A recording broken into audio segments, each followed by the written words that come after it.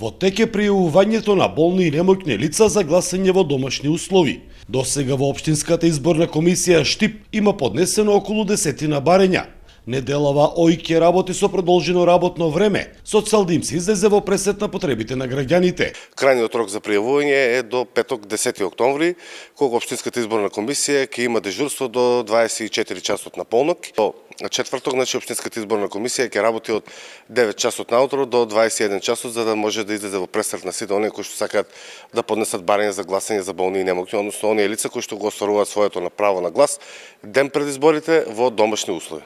Пријавувањето може да се изврши директно во просториите на Општинската изборна комисија, како и електронски со скенирани документи на мејл. Едно лице може да биде полномошник на две болни и немоќни лица кои сакаат да гласаат во домашни услови.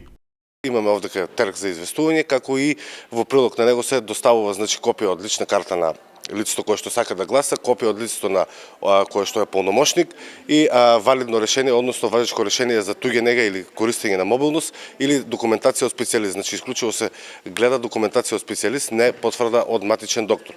Тие се потребните документи.